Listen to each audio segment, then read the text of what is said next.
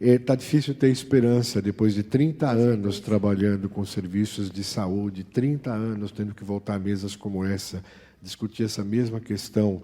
Durante 30 anos da minha vida, discutir por que as mulheres têm diariamente seus direitos violentados e violados sem que nada aconteça. Há 30 anos tendo que discutir por que um professor universitário se sente no direito de dizer aqui a lei não será cumprida, porque eu sou o chefe, porque eu sou o professor titular, porque eu sou... e as mulheres morrendo, e as mulheres sendo desrespeitadas, as mulheres não recebendo o que é seu direito, sem que essas pessoas sequer sejam incomodadas, como se estivessem acima da lei. É difícil ter esperança, Isabela.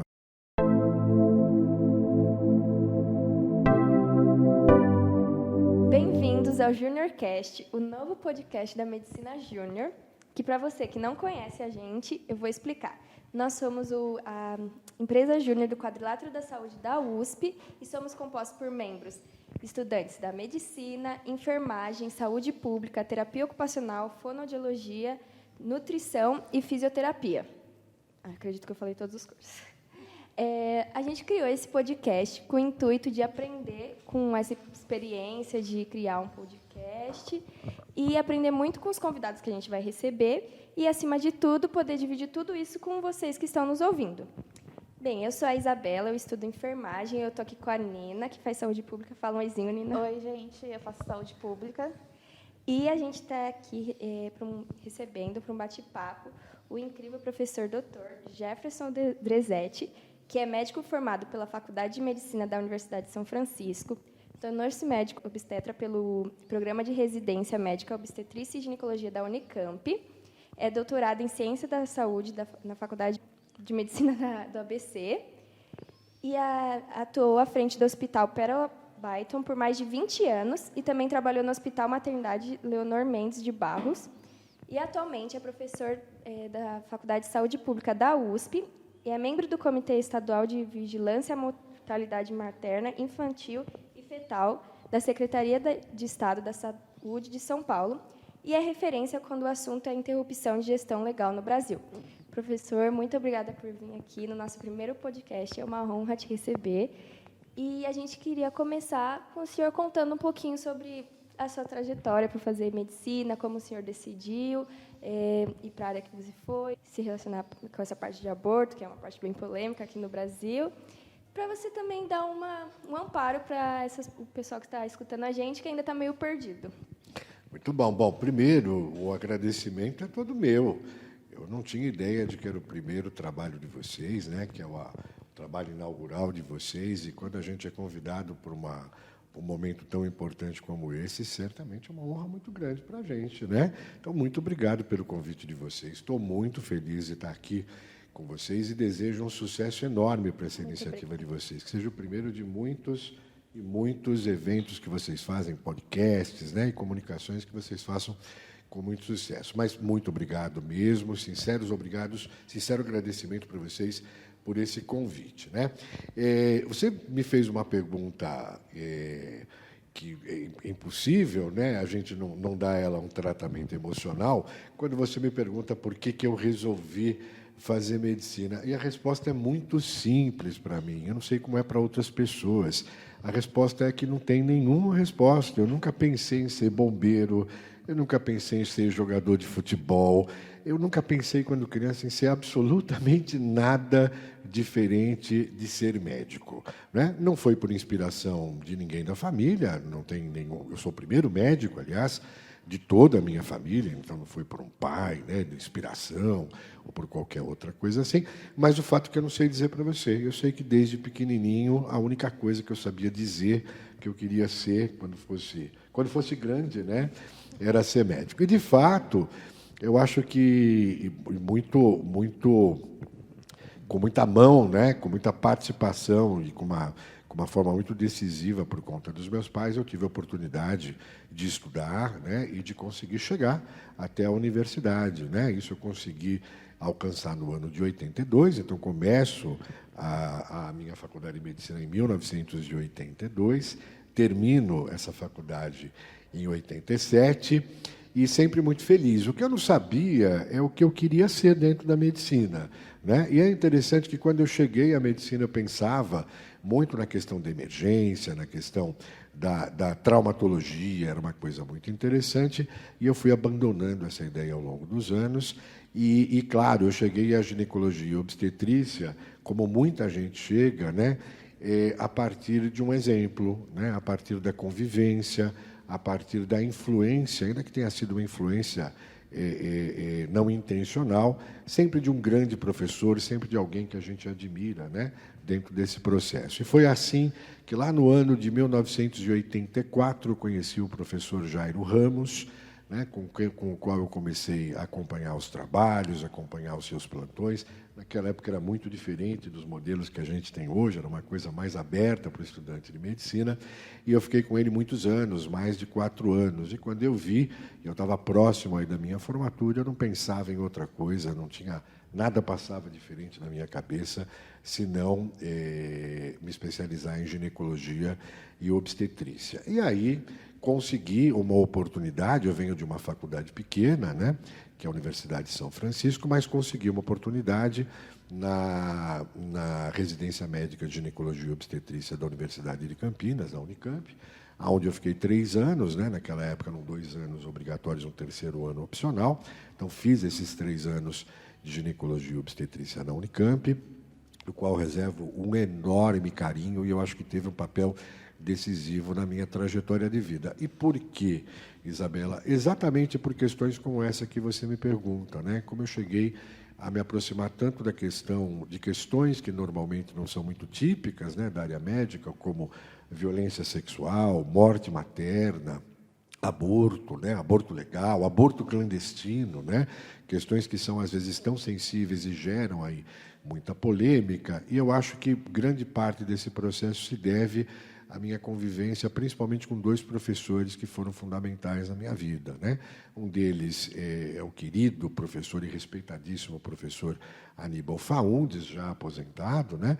E o outro professor foi aqui o professor titular desta casa, né? O professor falecido, José Aristodemo Pinotti, com o qual eu tive grande proximidade, tive a oportunidade de trabalhar há muitos anos. Eu acho que essas 2 pessoas, elas foram, de fato, decisivas para me chamar a atenção que, além da doença, né, da questão das diferentes doenças em ginecologia e obstetrícia, nós tínhamos outras questões importantes a considerar dentro do campo de saúde sexual e reprodutiva das mulheres. Então, foi exatamente pelas mãos desses professores e principalmente pelo exemplo desses professores que eu passei a me aproximar desses temas, né, vamos dizer assim, mais complexos, mais sensíveis, e me senti muito confortável em lidar com esses temas. Eu acho que também é uma outra questão, né? Nem todos nós temos aí uma familiaridade ou uma intimidade, ou nos sentimos confortáveis com determinados temas mais complexos ou mais sensíveis, mas, de fato, essa foi uma área com a qual houve uma grande identificação,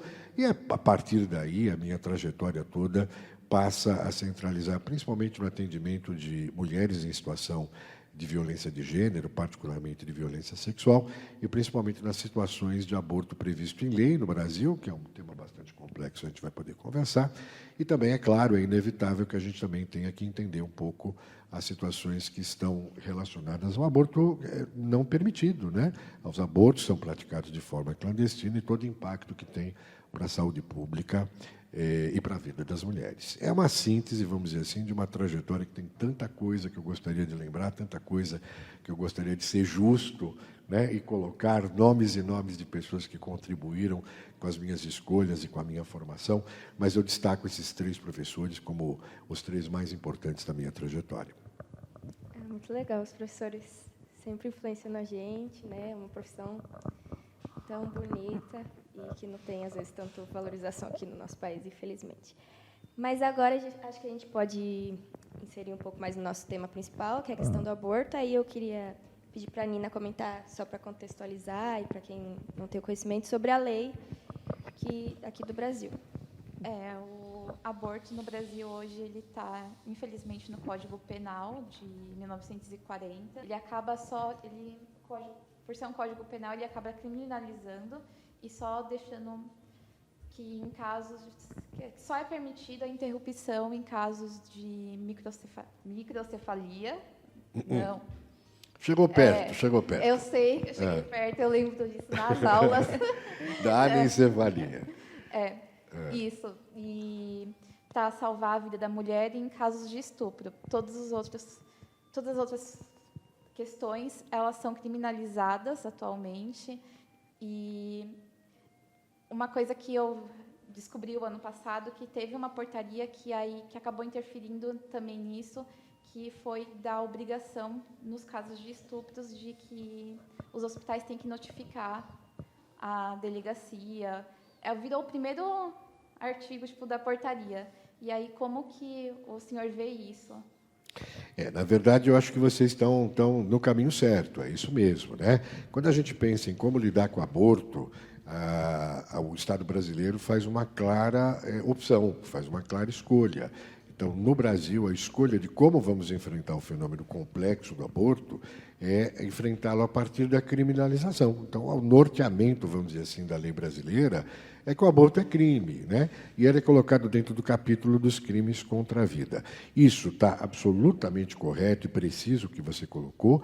Isso vem desde 1940, então são 82 anos que a gente está sob uma lei, né, que são 82 anos de promulgada, mas ela foi escrita nos anos 1930, refletindo, evidentemente, o pensamento social, né, o pensamento brasileiro dos anos 1920. Então, a gente pode falar que, sem dúvida nenhuma, em certa medida, nós estamos falando de uma lei que representa o que pensava a sociedade brasileira há 100 anos atrás, e pouco modificamos essa lei nesse período. Mas é isso, a lei brasileira opta por nortear o enfrentamento do aborto pela criminalização. Então, ele é crime previsto nos artigos 124, 125 e 126 do Código Penal, que acabam englobando todas as situações possíveis de uma interrupção de gestação, né? Então, criminaliza-se o aborto, portanto, mantendo penas, né, estabelecendo uma penalidade tanto para a mulher quanto para o médico, para a médica ou qualquer outra pessoa que venha a praticar esse aborto com ou sem o consentimento dessa mulher. Mas, mesmo assim, desde 1940, nós temos um artigo no Código Penal brasileiro, que é onde está a questão do aborto, né? Ela está lá dentro do nosso Código Penal. Nós temos o artigo 128 do Código Penal, que diz o seguinte, que não se pune o aborto praticado por médico ou por médica em duas circunstâncias. Primeiro, como aquilo que você já colocou, né? Quando esse aborto existe ou ele é praticado para evitar a morte dessa gestante, para salvar a vida dessa gestante. E veja bem, aqui é preciso deixar claro que a lei brasileira não tem nenhuma permissão, não oferece a possibilidade de um aborto para evitar um dano para a saúde, seja saúde física, né, ou seja saúde mental, é apenas para evitar a morte dessa gestante, ou então, nos casos de uma gravidez que resulta de um crime sexual, habitualmente, né, previsto no Código Penal como crime de estupro. E hoje a gente pode ampliar isso para outras situações que envolvam também outros crimes sexuais. Mas são as únicas duas situações previstas do Código Penal. Mais recentemente, há 10 anos atrás, em 2012, nós tivemos um julgamento no Supremo Tribunal Federal de um dispositivo chamado Arguição de Descumprimento de Preceito Fundamental, uma DPF, né, que naquele ano foi numerada como a DPF 54, a respeito especificamente da situação da anencefalia, né, que é um distúrbio muito grave de fechamento do tubo neural, como vocês já sabem, onde não há formação alguma do encéfalo. E a gravidade dessa situação é tão grande, é tão inexoravelmente, né, incompatível com a vida extrauterina, que essa situação em particular foi levada ao Supremo se haveria necessidade de tutela ou não, né, do Estado por parte da condição de ser mantido esse céfalo e desse anencéfalo. E o Supremo julgou, em 2012, que não haveria crime, então, na interrupção dessas gestações em qualquer momento, em qualquer idade gestacional. A questão da microcefalia, né, como você citava, de fato, houve aí algum movimento naquele período do Zika vírus que não se confirmou, que não progrediu, mas ela não é prevista, ela não tem amparo legal no Brasil. E as outras anomalias fetais, que às vezes são muito graves e que também são incompatíveis com a vida extrauterina, elas não estão previstas pela lei e nós não temos a liberdade de interrompê-las, né? Isso significa que os casais e as mulheres, particularmente, que têm situações como essa, ainda precisam apresentar um requerimento cheio de burocracias e cheio de detalhamentos, né, a uma vara criminal, solicitando a um juiz ou uma juíza de direito que conceda, né, a permissão, o alvará para interromper uma gestação em casos de anomalias fetais graves e incompatíveis com a vida. Mas fica absolutamente ao julgamento, né, ao parecer, né, desse juiz de direito, dessa juíza de direito, conceder ou não. E aí, é claro, nós teremos juízes mais ou menos solidários, mais ou menos empáticos às mulheres nessas circunstâncias. Mas, basicamente, é isso, né? O Estado brasileiro faz uma escolha, essa escolha é uma escolha pela criminalização, e o que a gente sabe hoje, se você me permitir, apenas para que a gente possa seguir conversando sobre isso, é que essas escolhas podem custar muito caro. E para o Estado brasileiro, ela tem custado muito caro, né? Não tanto para o Estado brasileiro, quem paga mais essa conta são as mulheres, principalmente as mulheres pobres, pretas, com pouca escolaridade, brasileiras, né, que têm outros motivos igualmente legítimos, importantes, para interromper uma gestação, mas que não são previstos pelo Estado, que não são atendidos pelo Estado, ou que o Estado não se importa necessariamente com essas outras circunstâncias que essas pessoas podem ter.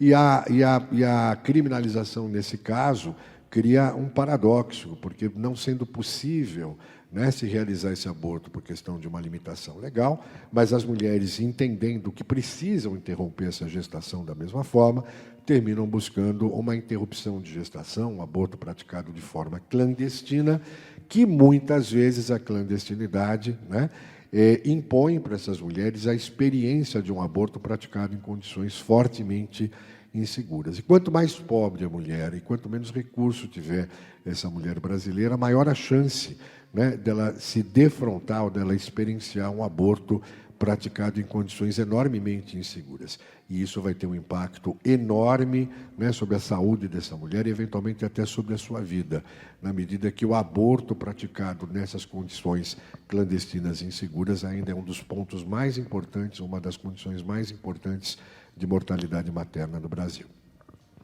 Eu queria falar um pouquinho, que é uma dúvida minha que eu tenho em relação, por causa que o Código Penal, ele criminaliza também o médico. Só que o Conselho Federal de Medicina já diz que o médico ele não precisa depor, ele não precisa depor, falar, principalmente se a paciente se for o caso de um crime. Se no Código Penal está como crime, como que o Estado obriga o médico a ter que depor nessa questão? Essa é uma questão importante. Essa é uma questão importante que ainda gera muita dúvida e que eu tenho aqui uma excelente oportunidade para esclarecer. E para esclarecer, a gente precisa retomar um princípio muito caro, muito valioso e muito importante para todos nós dentro do campo da saúde, mas aqui em questão, especificamente para o médico e para a médica, que é a questão do sigilo e da confidencialidade. Sigilo e confidencialidade são aspectos muito importantes do ponto de vista civil, tá? Estão previstos pela nossa Constituição. A violação desses aspectos está prevista pelo nosso Código Penal e a maioria dos nossos códigos profissionais, não só dos médicos, não só da enfermagem, mas quase todos os nossos códigos, né, dentro do campo da saúde, colocam essa questão como muito clara. Os profissionais de saúde têm um dever extremamente importante de não violar o sigilo, a confidencialidade de uma informação que lhes chega dentro do campo do atendimento em saúde. Então, a primeira questão que deve se deixar claro é que o princípio de manter o sigilo das pessoas que nos procuram, e quando elas nos procuram, elas não estão procurando um advogado, elas não estão procurando um pastor evangélico, elas não estão procurando um delegado, elas estão procurando atendimento em saúde. E, portanto, o nosso comportamento com essas pessoas, do ponto de vista ético-profissional, deve ser prover essas pessoas, oferecer a essas pessoas o atendimento de saúde relativo, pertinente, condizente com as situações que elas nos procuram.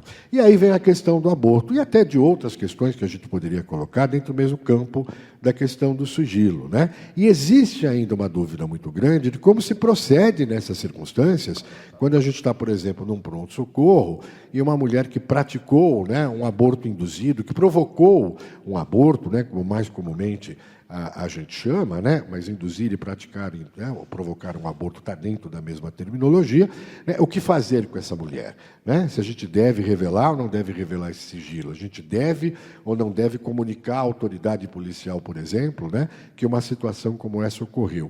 E hoje é preciso ficar muito claro que o sigilo não pode ser rompido. O princípio do dever de sigilo não pode ser terminado nessas circunstâncias. Além de todas as questões de ordem constitucional, do Código Penal e do nosso Código de Exercício Profissional, eu posso lembrar especificamente o artigo 66 da Lei de Contravenção Penal, que proíbe, é absolutamente proibido ao médico, à médica nessa circunstância, revelar um sigilo dessa natureza que possa incorrer, né, num processo criminal contra aquela paciente. Portanto, nós não temos hoje dúvida alguma, né, que de orientar os nossos médicos mais jovens, nossos profissionais que estão em formação, que numa circunstância como essa o sigilo tem que ser mantido. E mesmo que a autoridade venha pedir a que você revele esse sigilo, né, e peça isso até de uma maneira pouco cortês ou até de uma maneira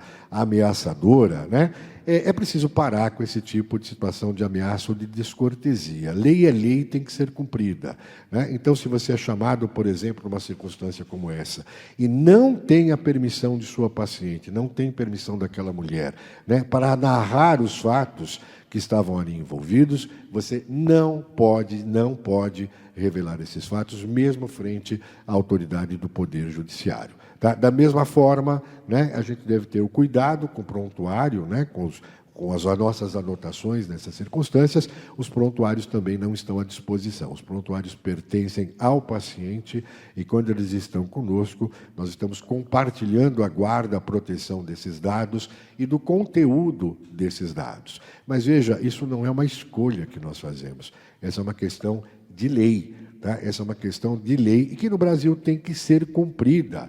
Né? Já passou do tempo dos advogados entenderem isso, dos delegados de polícia entenderem isso, e lamento do Poder Judiciário entender isso. Um juiz não está acima, né, das leis. Então, a orientação é essa. A gente sempre deve seguir, né, o princípio da confidencialidade e o princípio do sigilo como pontos fundamentais dessa relação que a gente deve manter com quem nos procura em circunstâncias de assistência à saúde.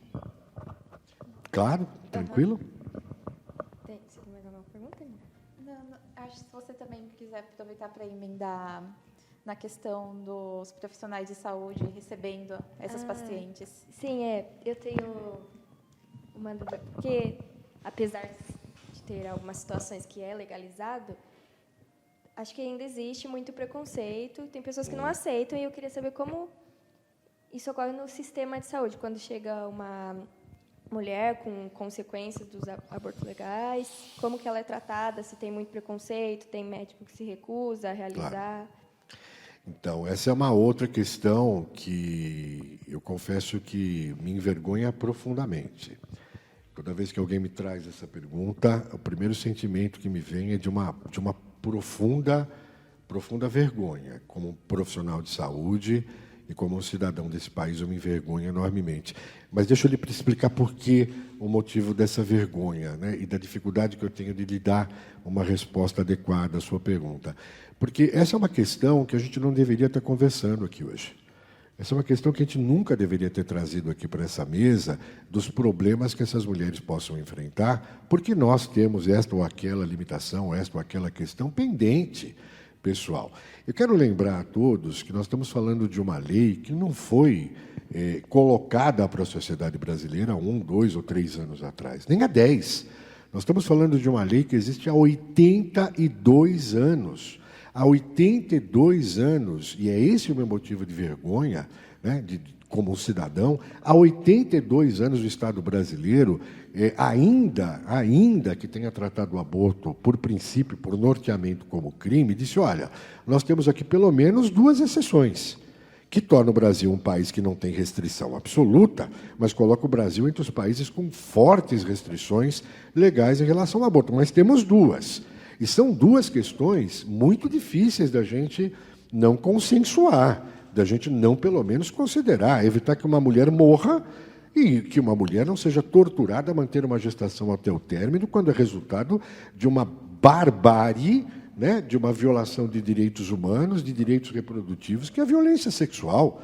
Né? É simplesmente uma barbaridade, é uma questão selvagem nessas circunstâncias, como uma violação de direitos humanos.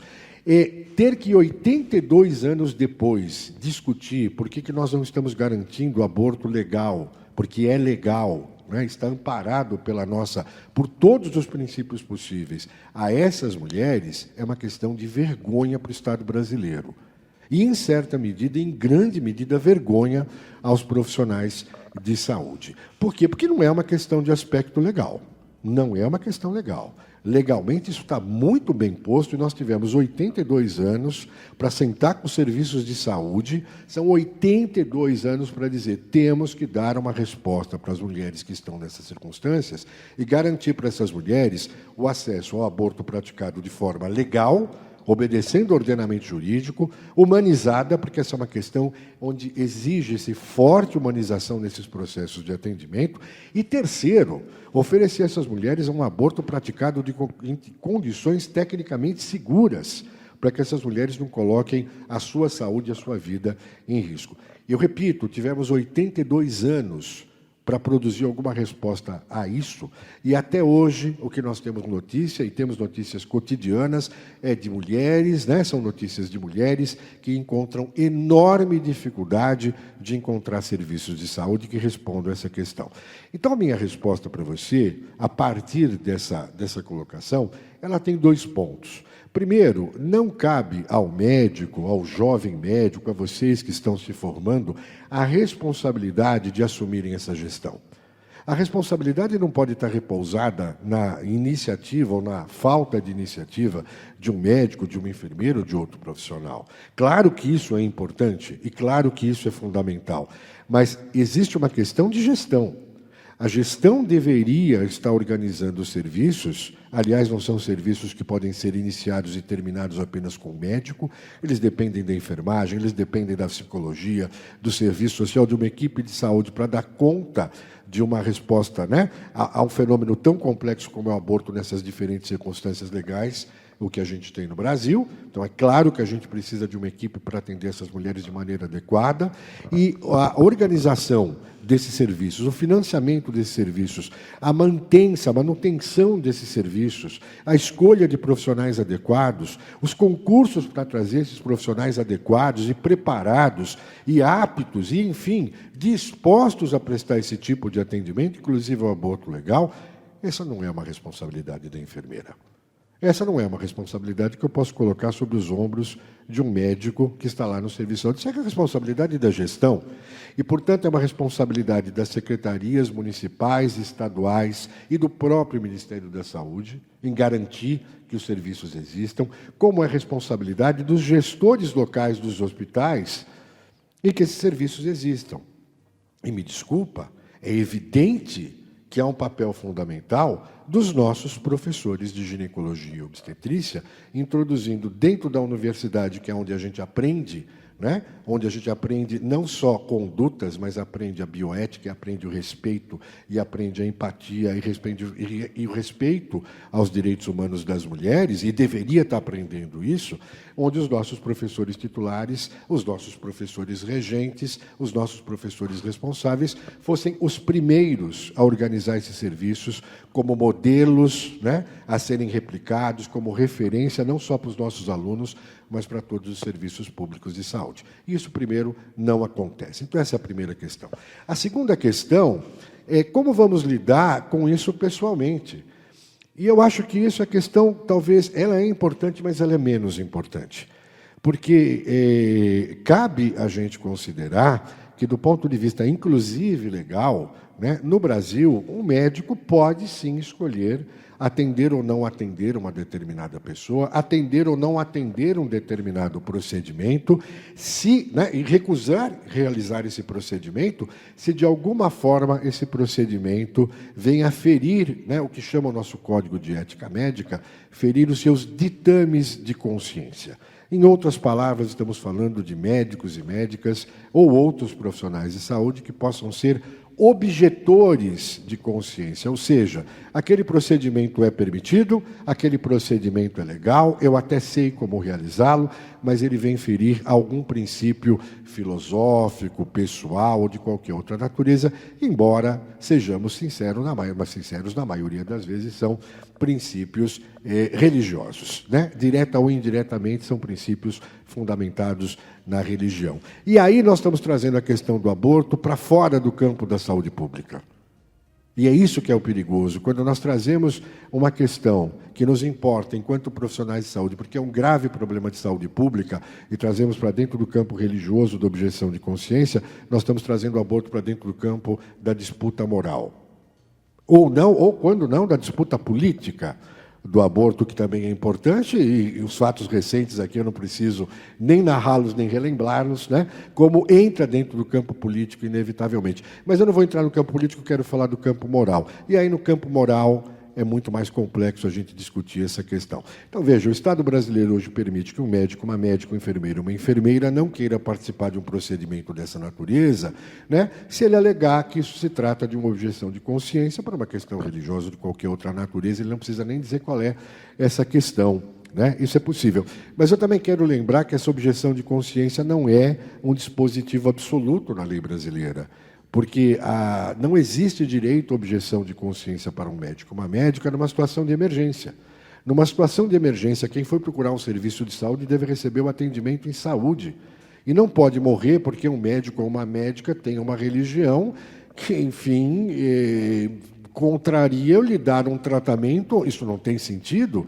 Eu não fui procurar uma igreja, eu fui procurar um serviço de saúde, eu espero receber o atendimento de um serviço de saúde. Então, veja, a objeção de consciência tem o limite da ausência de um outro médico. Se eu sou o único médico para realizar aquele procedimento, eu não tenho direito à objeção de consciência, nem do ponto de vista ético, nem do ponto de vista legal, né? Ou quando se trata de uma urgência ou de uma emergência. Portanto, aquele aborto por risco de morte iminente de uma mulher não cabe em nenhuma hipótese.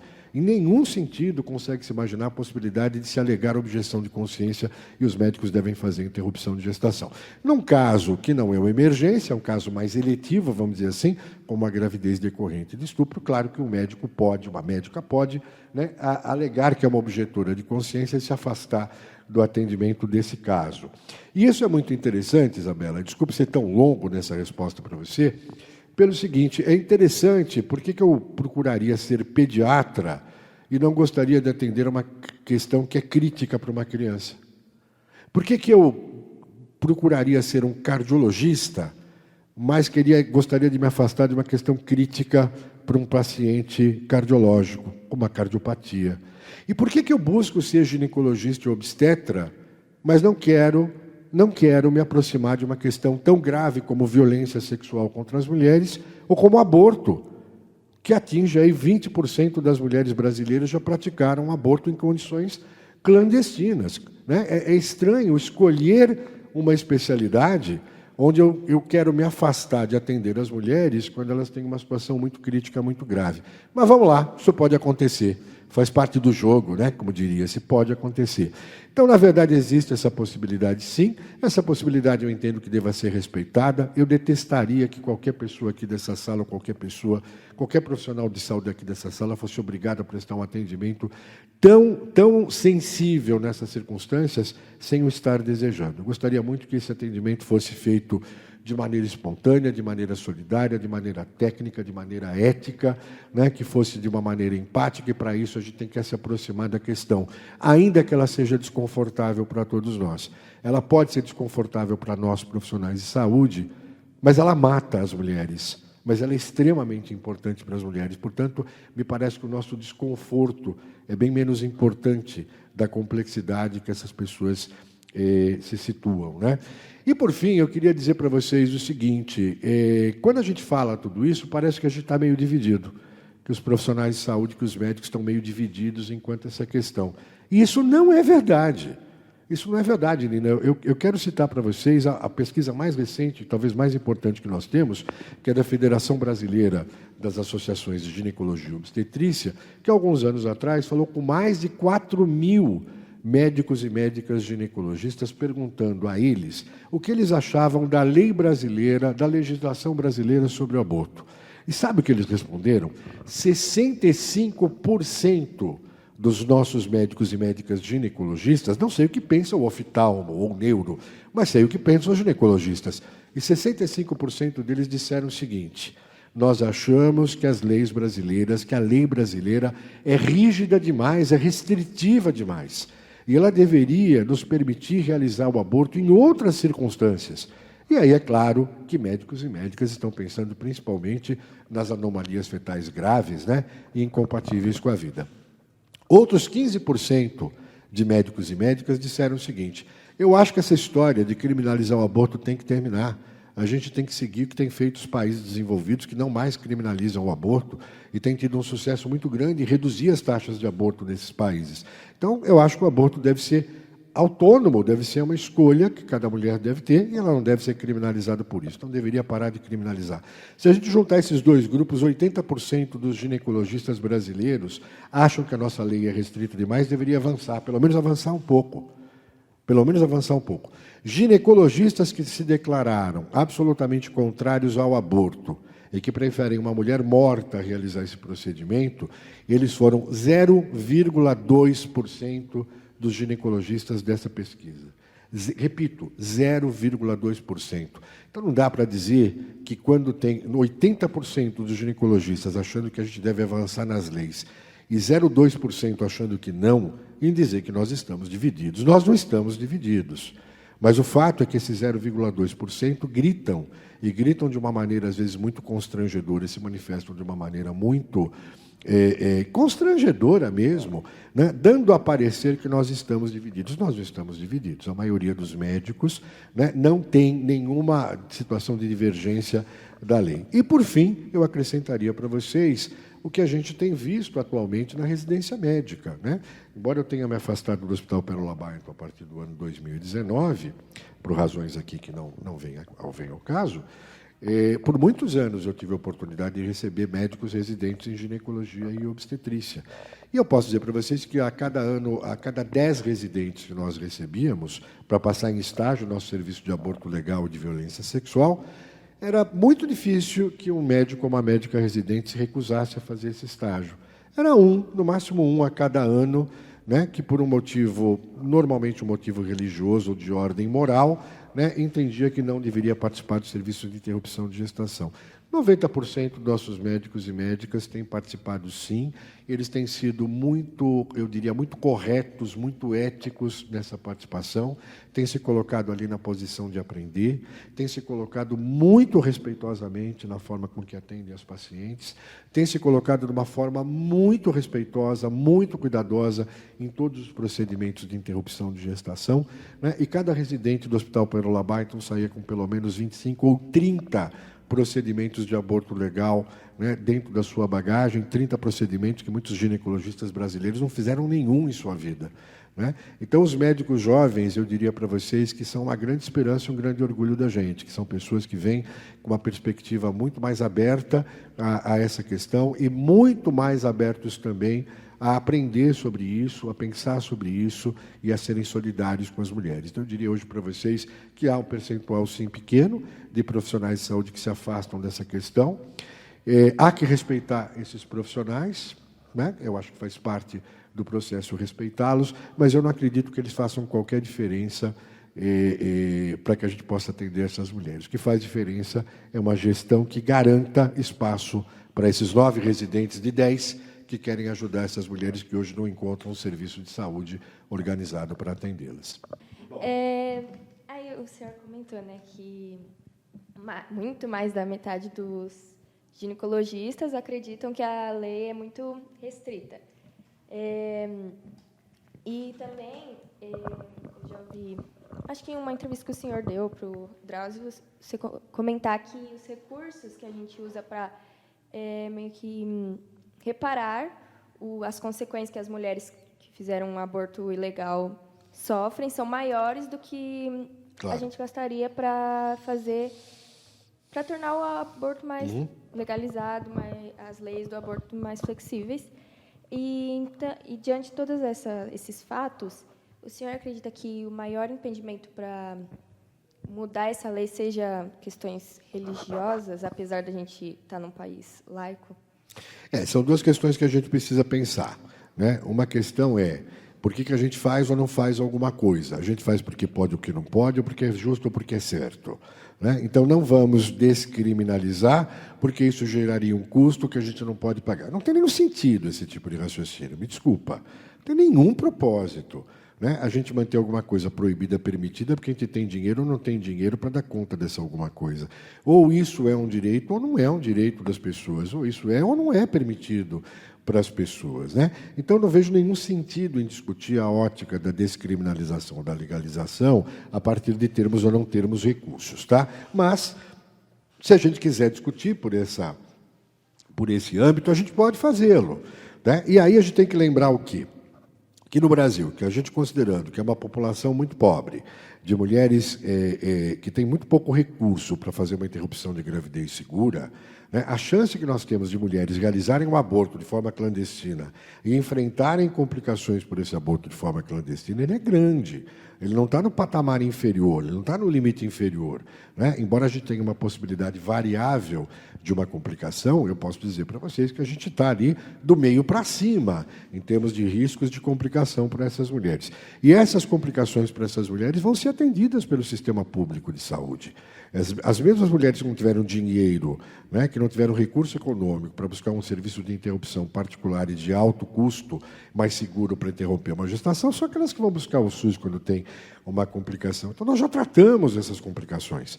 E tratamos um grande número de complicações. E quando as complicações são graves, o custo para o sistema de saúde é um custo realmente muito grande, de uma internação em UTI, né? Em termos financeiros é um custo muito grande. Se a gente hoje considerasse o que a gente gasta para essas complicações e aplicasse no atendimento do aborto legal e seguro, certamente a gente não estaria gastando a mais, possivelmente estaria até gastando menos. Então, não há um impeditivo dentro do campo econômico.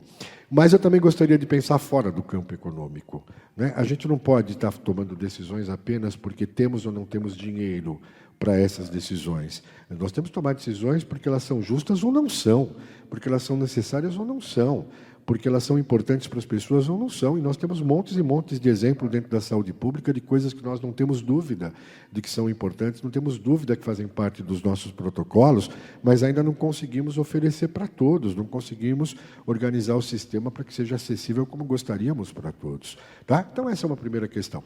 Agora, a outra questão, e eu acho que essa é o que menos pesa, no meu entender, embora possam ter percepções diferentes, é por que nós não mudamos a nossa lei, né? Por que nós não mudamos? Bom, primeiro, é preciso entender que os países, mesmo os países desenvolvidos, tinham leis proibitivas há muitos anos atrás. E nas últimas décadas, e particularmente nas últimas 3 décadas, a maioria dos países desenvolvidos percebeu e entendeu que a criminalização do aborto não conseguia produzir nenhum efeito em reduzir as taxas de aborto. Nós chamamos de taxa de aborto o número de mulheres em idade reprodutiva que precisa recorrer ao aborto numa determinada população. E quanto maiores as taxas de aborto, pior é a qualidade de vida dessas mulheres em saúde sexual e reprodutiva. Porque a gente gostaria que as taxas de aborto sempre fossem muito baixas para as mulheres. O aborto não é um benefício que nenhuma mulher gostaria de algum dia alcançar. E, claro, na medida que as taxas de aborto se reduzem, os números absolutos de aborto também se reduzem. É ótimo que uma mulher não precise recorrer ao aborto, porque aquela gestação é desejada, está em momento oportuno, ela está feliz, está seguindo a vida em frente, né? Não é uma gestação por estupro, não estou correndo o risco de morrer, não é uma gestação por falha de contraceptivo ou por qualquer outra natureza. Os países desenvolvidos já perceberam isso, passaram a não mais criminalizar o aborto, então ele não é mais tornado crime, e o Estado agora pode agir, e o Estado agora pode atuar fornecendo para essas mulheres mais do que não tornar crime, mais do que não punir. Ele pode oferecer condições de assistir essas mulheres do ponto de vista de saúde pública, que seria fundamental no Brasil, por meio do SUS, e não oferecem só o aborto, eles oferecem muito mais do que o aborto, oferecem também um diagnóstico do que levou aquela mulher àquela condição e também medidas para poder intervir sobre essa condição. Né? Então, o que a gente observa é que os países desenvolvidos das últimas décadas que pararam de criminalizar o aborto, as taxas de aborto nesses países estão caindo enormemente. Um exemplo mais recente é Portugal. Portugal nunca teve uma taxa tão baixa de abortos como agora, e números absolutos de aborto tão pequenos como tem hoje, depois da descriminalização. Mas não se oferece só o aborto. Se oferece aborto, respeito, qualidade de atenção em saúde sexual e reprodutiva, educação sexual, se possível, métodos contraceptivos de alta qualidade, né, de amplo acesso a essas pessoas. É um processo diferente apenas, muito diferente apenas de interromper ou não interromper. Então, essa é uma questão que a gente precisa considerar. No Brasil, o que a gente considera? A gente considera principalmente o plano moral dessa questão. A questão do aborto, matar ou não matar mulheres brasileiras, parece ser indiferente para o Estado brasileiro. Tá? E aqui eu quero deixar claro que nós estamos falando de números muito significativos. No mundo morrem 47 mil mulheres por ano em função de aborto praticado em condições de risco. 47 mil mulheres. É uma mulher a cada 11 minutos. E outros 4 milhões de mulheres vão ter sequelas a cada ano reprodutivas, e esses dados são da Organização Mundial de Saúde. Então, são dados muito importantes. Mas quem morre principalmente são mulheres que vivem em países em desenvolvimento, porque 98% dos abortos praticados de forma insegura são praticados em países em desenvolvimento, como o Brasil. Portanto, o impacto não é igual para mulheres suecas e mulheres paraguaias, são impactos muito diferentes.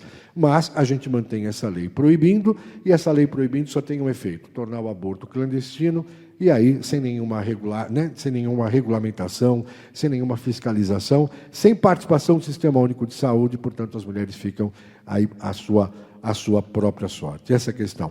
O debate no Brasil segue fortemente dentro do campo moral. Parece que pouco importam esses dados de saúde pública, e aqui eu não estou falando nem do sofrimento das pessoas, estamos falando de morte, estamos falando de sequela.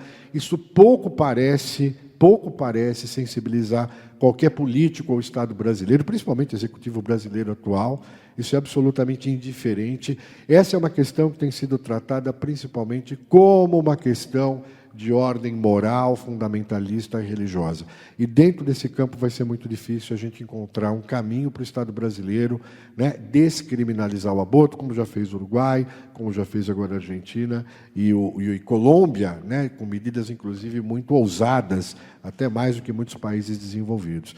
Então, são caminhos que a gente precisa encontrar. Hoje, para que a gente pudesse tirar as mulheres desse cenário selvagem que se encontra as mulheres brasileiras, de descaso, de desprezo e de esquecimento, a gente precisaria modificar o nosso Código Penal, né? Para isso, a gente precisaria de um Congresso que o fizesse. Não preciso apresentar ao Congresso brasileiro ou nenhum cidadão, nenhuma cidadã desse país, não preciso apresentá-lo, mas vale a pena lembrar que nesse Congresso brasileiro hoje cresce enormemente, né, o número de congressistas que se autoqualificam e se colocam de uma maneira clara como conservadores, muitos deles fundamentalistas ou religiosos, né, o que leva sempre esse debate para o campo moral, para o campo ideológico, e não permite qualquer tipo de avanço. E nós, a cada eleição, nós temos produzido bancadas cada vez mais conservadoras e religiosas. Isso é um problema. A outra alternativa é levar diretamente ao Supremo Tribunal Federal, como já está nas mãos do Supremo, né, uma questão que até da própria constitucionalidade de manter o aborto como criminoso por todas as suas consequências, né? De julgar se há sentido em manter essa lei, se essa lei não estaria absolutamente inadequada, né? E até inconstitucional. Conheço muitos juristas que colocam a lei atual do aborto como algo que estaria fora do campo da constitucionalidade. Então, são caminhos muito difíceis, é um debate muito difícil para o Estado brasileiro, e oportunidades como essa que nós temos que discutir são oportunidades que raramente chegam a uma discussão mais consistente. A gente continua discutindo se nós somos contra ou a favor do aborto, que, me desculpe, só não está no campo da bobagem porque é uma proposição pueril, porque não há ninguém a favor do aborto. O aborto não é alguma coisa que alguém fosse a favor. Não há ninguém a favor do câncer de mama, da placenta prévia, né? Não sei, do corrimento vaginal. Não há ninguém a favor de uma situação que não seja boa para as mulheres. Mas a gente tem que entender que essas situações existem, algumas estão dentro do campo biológico, as outras estão dentro do campo social, como a questão do aborto, e a gente tem que enfrentá-las de uma maneira mais adequada. Não sei se eu lhe respondo dessa forma, mas é um desafio como é que a gente vai transformar isso no Estado brasileiro. Corremos o risco, hoje, tá, muito mais de caminhar para trás do que caminhar do ponto de vista de uma abertura das nossas leis. Hoje, se nós dependêssemos do Executivo brasileiro, e essa não é a minha opinião, é a própria manifestação do Executivo brasileiro, por meio da Presidência da República e da Secretária da Família Tradicional, das Mulheres de Família Tradicional, a ministra Damares, o desejo do Estado brasileiro hoje seria a proibição absoluta do aborto. E aí nós poderíamos nos unir a países como Palau, Tonga, Nicarágua, Macedônia, Madagascar, alguns países africanos, enfim. Há um grupo de países que não tem nenhum tipo de expoência no campo de respeito a direitos humanos ou a direitos civis. Pelo contrário, países que têm aí enormes dificuldades no campo democrático, né? E o Brasil hoje, muito mais, pelo menos o Executivo brasileiro, quer muito mais se aproximar de leis proibitivas de forma absoluta, tá? Que são 5 a 8% das mulheres do mundo hoje que vivem sob essas leis, do que permitir que a própria lei seja cumprida, porque o problema não é só avançar. Hoje em dia é fazer com que a lei, né, as poucas permissões legais sejam cumpridas, porque nem isso hoje o Estado brasileiro consegue se colocar. Por isso que eu reforço o meu sentimento de enorme vergonha do Estado brasileiro, depois de 82 anos, não conseguir ter resolvido, pelo menos, essas situações legais. É muito complicado. O comentário que eu posso fazer é que, em 2012, se sentia um avanço nesse sentido, mas que, meio que a partir do atual governo, isso começou a ser retrocedido. Até que, quando eu falo da portaria, que os profissionais de saúde são obrigados a notificar a polícia em casos de estupro, foi que é da portaria que fala das burocracias do aborto legal. E essa última modificação que foi em 2020 ou 2021. 2020. E é uma burocracia muito grande, que tinha algo que tinha que mostrar para a paciente, algo relacionado ao ultrassom. Eram umas coisas muito burocráticas e muito que ferem a paciente, não só o profissional, às vezes, da saúde, mas principalmente os pacientes, que a gente sabe que, na verdade, as pacientes hoje, elas são as mulheres pobres e negras aqui no Brasil. Claro. Esse é mais um problema. Você está apontando, é um agravamento de uma situação que já é complicada. Então, a gente já não oferece. E quando a gente oferece o quê? Um serviço de boa ou de má qualidade. Porque boa ou má qualidade não é só boa ou má qualidade técnica, né? No boa tarde, no bom dia e tudo mais, mas exigir das pessoas um grupo de documentos, um campo burocrático que não tem nenhum sentido. Não tem nenhum sentido, claro que não. No caso da violência sexual, esse é um exemplo bastante típico, né? O Código Penal brasileiro não tem escrito em letra alguma, aliás, não há letra alguma, de lei alguma, de que uma mulher, para realizar um aborto legal em caso de uma gravidez por estupro, precisa apresentar um boletim de ocorrência policial ou um laudo do exame do Instituto Médico Legal. E eu não vou entrar no mérito se isso é bom, se isso é ruim, se deve ou não deve. Eu só estou dizendo que não existe lei que obrigue uma mulher a fazer essa apresentação. E, portanto, os serviços de saúde não podem fazer esse tipo de exigência, né? Então, a gente tem o quê? Uma situação onde a gente fica num dilema. Há que se colocar alguma documentação, né, vamos dizer assim, dentro do campo da saúde, para dizer que nós estamos fazendo um procedimento de forma lícita, de forma correta, obedecendo ao ordenamento jurídico, mas sem extrapolar, fazendo exigências que não têm nenhum sentido, né? Então, veja, boletim de ocorrência e laudo do Instituto Médico Legal não podem ser exigidos, simplesmente porque não existe uma lei no Brasil que obrigue uma mulher, né, que sofreu violência sexual a fazer esses procedimentos dentro do Estado brasileiro, não está obrigado a fazer um boletim de ocorrência policial. E ninguém disse que para fazer um aborto legal tinha que apresentar um boletim de ocorrência policial. Aliás, pouco serve, ou para nada serve esse boletim de ocorrência policial. Né? A decisão tem que ser feita pelos profissionais de saúde, inclusive a responsabilidade é deles e não do delegado de polícia. Né? Mas, vejam, quando a gente coloca isso, o que a gente está tentando dizer? Há que ter uma documentação que torne esse procedimento transparente, claro, que não viole o ordenamento jurídico. A gente tem uma absoluta obsessão por questões de aborto no Brasil. Então, a ideia é mais documento, mais documento, mais documento, para que a gente se salvaguarde, né, de que a gente não está fazendo nada de errado. Então, veja, lá pelos anos 2004... foi, então, eu até ajudei naquela época o Ministério da Saúde nesse sentido, a gente formulou uma portaria, que é a Portaria 1508, que era para ajudar os serviços de saúde a dizer o que deveria... Era uma portaria, não é uma lei. Né? Era uma portaria para dizer o que deveria constar num prontuário médico, né, num prontuário hospitalar, para que esse aborto, dentro do âmbito do SUS, fosse feito de uma forma regular. Isso foi feito em conjunto com o Ministério da Justiça, portanto, não havia nenhuma divergência entre Justiça e Saúde naquela época, e a gente estabeleceu uma série de documentos que devem constar de um prontuário para que o procedimento seja feito de forma a observar, cumprir o ordenamento jurídico. E nesses documentos não consta o boletim de ocorrência policial nem o laudo do Instituto Médico Legal. Se existirem e puderem ser anexados, perfeito. Mas a exigência não pode ser. O que acontece é que ainda muitos serviços de saúde passam a exigir documentos, procedimentos, e várias coisas são feitas no sentido de produzir obstáculo e não ajuda.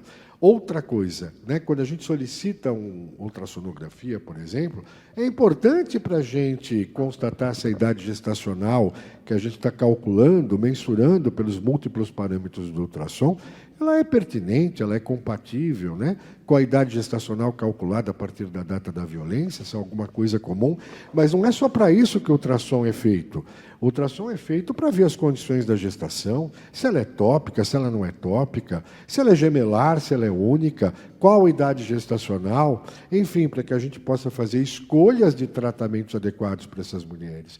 Então, há procedimentos que eles são muito importantes para a condição de cuidado dessa paciente, mas que eles podem ser usados com desvio de função. Né? Ou seja, usar uma ultrassonografia como atestar ou contestar a verdade da palavra de uma mulher. Mas eu acho que é esse o problema que você coloca, esse é o problema mais importante. Tá? A dificuldade que a gente tem enquanto sociedade de respeitar a palavra da mulher. Aliás, é uma dificuldade que a gente não deveria ter, porque, do ponto de vista constitucional, as mulheres brasileiras têm o direito à presunção de veracidade. Eu vou ser mais claro. A cidadã brasileira não pode ser tratada como mentirosa até se prova em contrário. Não pode.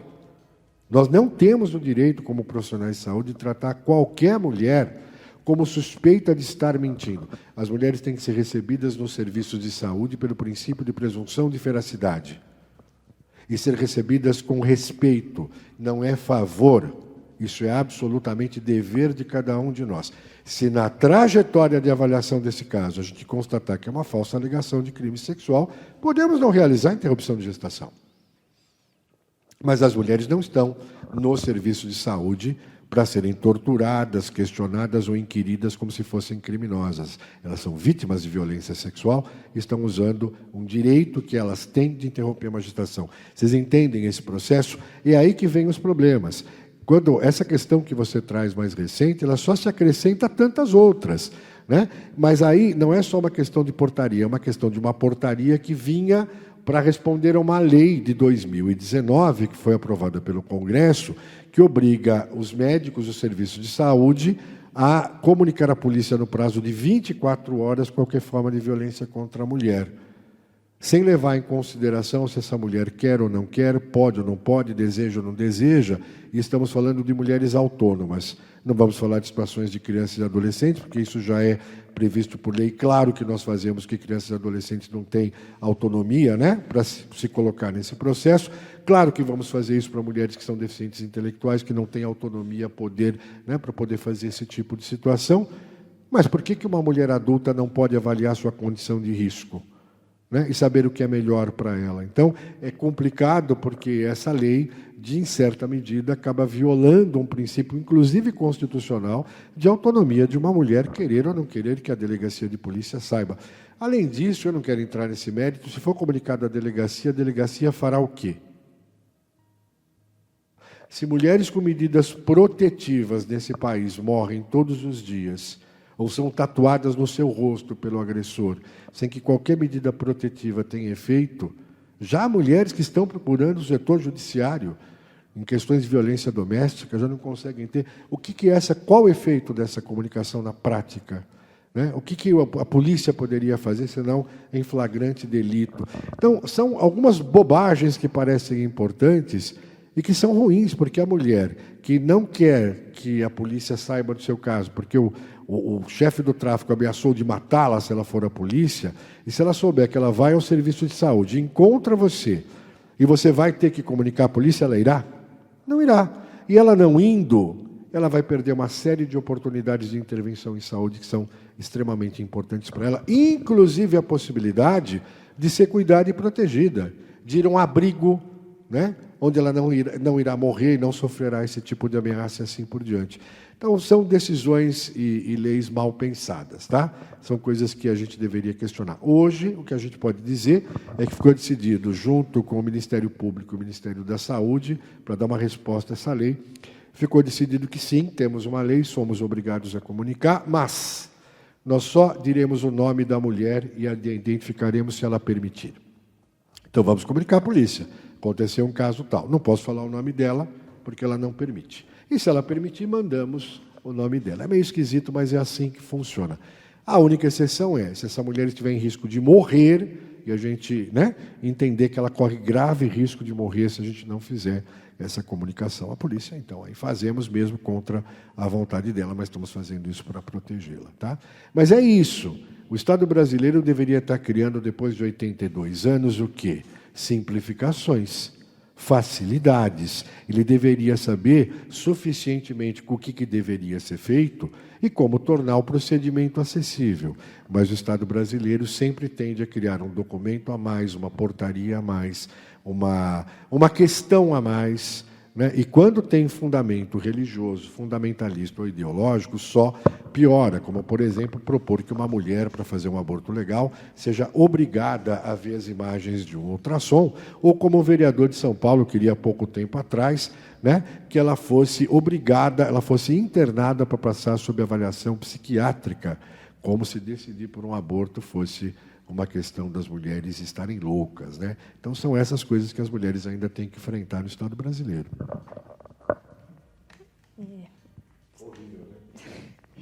Não, eu fico sem palavras, porque é muita dificuldade nesse país, mas vai melhorar. Vamos voltar para melhorar. Nina, você tem mais alguma pergunta? Posso falar uma coisa? Eu espero muito que você esteja certa. Tem que ter fé, né?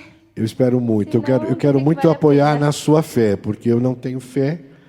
Né? Primeiro, porque eu não estou dentro do campo religioso para dizer que eu tenho fé em qualquer coisa. Então, como ateu, eu não posso me trazer a fé como um fundamento para mim, mas eu diria esperança. Né? Está difícil ter esperança depois de 30 anos trabalhando com serviços de saúde, 30 anos tendo que voltar a mesas como essa, discutir essa mesma questão. Durante 30 anos da minha vida, discutir por que as mulheres têm diariamente seus direitos violentados e violados sem que nada aconteça. Há 30 anos tendo de discutir por que um professor universitário se sente no direito de dizer aqui a lei não será cumprida porque eu sou o chefe, porque eu sou o professor titular, porque eu sou... E as mulheres morrendo, e as mulheres sendo desrespeitadas, as mulheres não recebendo o que é seu direito, sem que essas pessoas sequer sejam incomodadas, como se estivessem acima da lei. É difícil ter esperança, Isabela. Por isso que eu me apoio muito e quero compartilhar a esperança que vocês mais jovens têm, porque a minha caneta e o meu carimbo está muito cansado de assinar atestado de óbito de mulheres que morreram em situações de aborto que não precisariam ter morrido. É muito triste, é muito difícil. Dá para entender por que a gente se aproxima desses temas e precisa criar um vínculo com esses temas de alguma maneira, né? Em algum âmbito, todos a gente tem que ter um olhar para essa questão.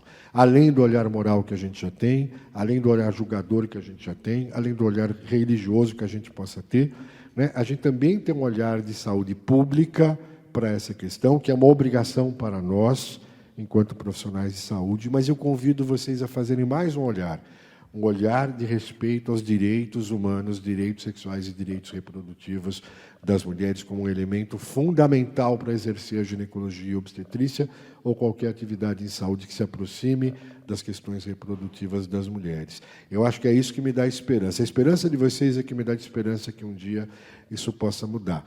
Mas é muito difícil lidar com essas questões do Estado brasileiro, repetindo há 30 anos, tendo que sentar nessa mesa e discutir por que as mulheres têm seus direitos violados cotidianamente, sem que absolutamente ninguém seja responsabilizado. O Estado brasileiro, professores, né, gerentes, diretores de hospital nesse país escolhem que lei vão cumprir ou não vão cumprir e não são incomodados com isso e pouco se importam com as consequências desse não cumprimento da lei.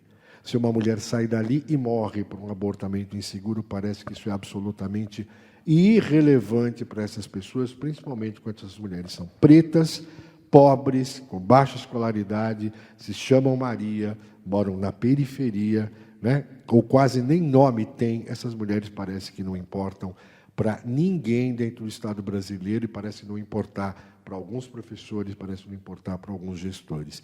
Isso é que é absolutamente vergonhoso para mim, como profissional de saúde, professor universitário, depois de 30 anos, sentar aqui com vocês mais jovens e ter que contar um quadro como esse, depois de 82 anos de Código Penal, permitindo que isso seja feito. A minha vergonha, né, como alguém que está aí após os seus 60 anos, ter que contar essa situação para vocês. É realmente muito vergonhoso, é muito constrangedor para mim, mas, ao mesmo tempo, eu retorno, né?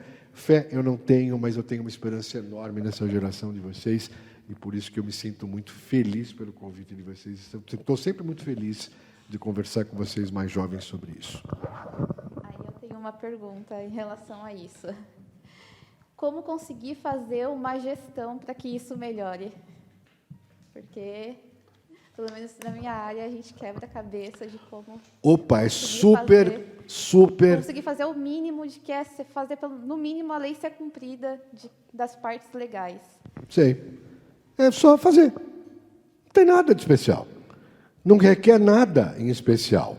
Não requer um aparelho especial. Tá bom, a gente pode requerer o material de aspiração intrauterina, que é absolutamente excessivo. Aliás, a gente nem por isso deveria tê-lo, né? Já deveria ter substituído a tradicional dilatação e curetagem para qualquer outra situação no Brasil. Há anos, né? Mas tudo bem. A gente não exige material em especial, não precisa ter uma sala especial, não precisa ter nada. Nós já temos todos os recursos para isso. Não é preciso de nenhuma lei. Ah, mas eu não sei bem como lidar com isso. Nós temos normativas técnicas, pelo menos 3 normativas para lidar com isso, que são reconhecidas internacionalmente pela sua qualidade técnica e pelo seu cuidado na incorporação dos aspectos bioéticos e dos aspectos legais, ético-legais. Então, não nos falta nada. Não nos falta normativas, já tem 20 anos as nossas normativas. Nossas normativas inspiraram normas para aborto legal e serviços de violência sexual em outros países. Os nossos procedimentos foram reconhecidos pelo CDC nos Estados Unidos, pela Organização Mundial de Saúde, como procedimentos de vanguarda aqui no Brasil. Então, não nos falta normas, não nos falta leis, não nos falta instituições de saúde, não nos faltam profissionais de saúde. Ah, mas os profissionais são objetores. Abra concurso, então, se ninguém quer fazer, vamos abrir um concurso para o profissional não objetor. Abre concurso, fizemos isso, tivemos a oportunidade de fazer isso no Hospital Pérola Byington, né? Nos faltavam psicólogos, assistentes sociais e médicos, abrimos concurso. E veja, eu lembro que para psicólogos trabalharem com aborto legal e violência sexual, nós tínhamos ali em torno de 5 vagas, eram mais de 120 candidatos que queriam trabalhar com essa situação. A mesma coisa para os casos dos médicos, né? Não eram tantos médicos assim, mas tinha médico, sim, prestando concurso lá, disputando uma vaga para trabalhar num serviço de aborto legal e de violência sexual. o que é que precisa? Apenas fazer. Não tem nada, absolutamente, eu não tenho como, novamente eu me envergonho, porque não há absolutamente nada necessário para que uma lei seja cumprida por um serviço de saúde que tem toda a condição de cumpri-la, não falta absolutamente nada. O que falta, me desculpem, eu estou chegando a um ponto com pouca paciência na minha trajetória profissional, eu acho que está faltando a responsabilização. Eu acho que tem que acabar essa ideia de que eu vou escolher que lei eu vou cumprir aqui nesse hospital, ou que lei que eu vou cumprir aqui nessa universidade. Não pode. Não é mais possível que uma pessoa individualmente, ou até um secretário municipal ou estadual de saúde, escolha que lei vai cumprir, com toda a consequência grave que as mulheres vão ter numa circunstância que nós estamos colocando como essa. Então, eu não sei a quem a gente pede socorro, a quem a gente recorre, porque essas pessoas continuam fazendo dessa forma. Então, quando eu falo gestão, eu estou pensando em você. Eu estou pensando, então, nessa geração mais jovem que vai assumir também a gestão, né? Você, como estudante de medicina, quem sabe um dia sendo um secretário municipal de saúde, um secretário de Estado, né? Um coordenador de ginecologia de um hospital, por que não? Né? Lembrar dessa conversa e falar, não, isso é importante, eu vou falar com o meu diretor, nós vamos aqui implantar assim, porque é você que tem o trabalho de organizar a gestão. E não simplesmente quando chega um caso, eu colocar para ela e falar, vire-se com esse caso. Resolva esse caso. Aí todo mundo é objetor de consciência, não tem estrutura, nunca se fez um caso como esse. Então, veja, a questão da gestão, para mim, é clara. Tá? Nós temos gestores que até hoje...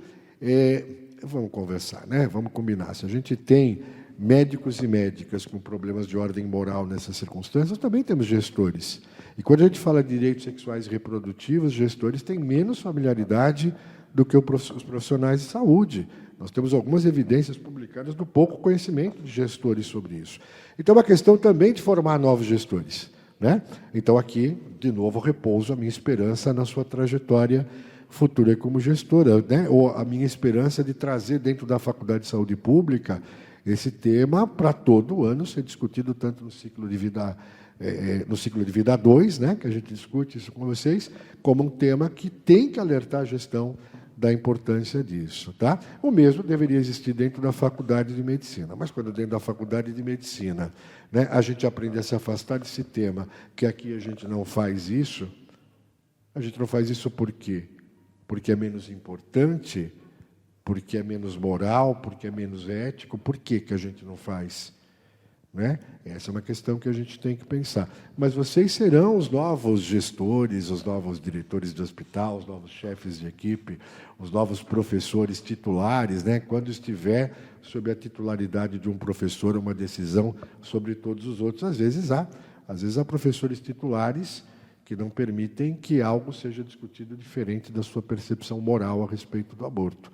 E a todos os outros professores ficam ali limitados, não importa o que eles pensam.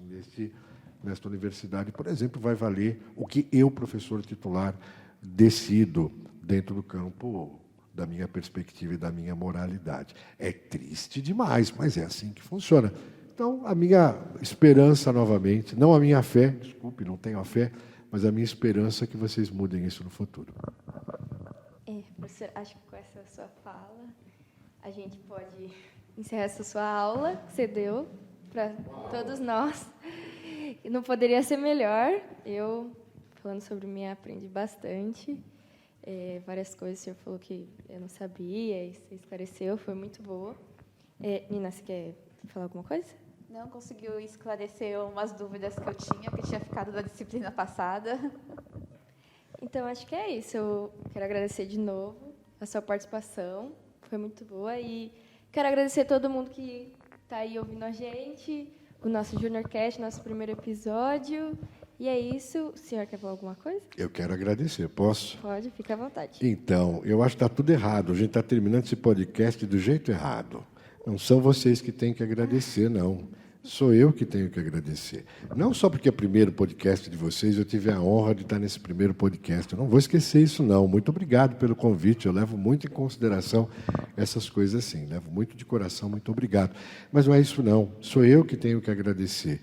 porque existem alunos de diferentes faculdades dentro do campo de saúde que trazem para um primeiro podcast, para uma primeira atividade, um tema que a gente busca, varrer para debaixo do tapete, se afastar dele, esquecê-lo e colocar como um tema que não tivesse a ver conosco dentro do campo da saúde. Sou eu que tenho que agradecer de vocês terem trazido um tema dessa natureza, dessa sensibilidade, dessa delicadeza, dessa complexidade, para a gente se afastar daquela, me desculpa, daquela bobagem de discutir se você é contra ou se você é a favor do aborto. Fazemos isso há décadas e fazemos um papel pueril como Alice no País das Maravilhas, que não sabe para que caminho tomar, né? Perguntando para o gato de Cheshire para onde ela precisa ir. Então, muito obrigado por esse convite. Esse convite, sobretudo, eu tenho que agradecer porque vocês estão aqui. Vocês são um grupo de alunos, vocês são, né, uma geração de pessoas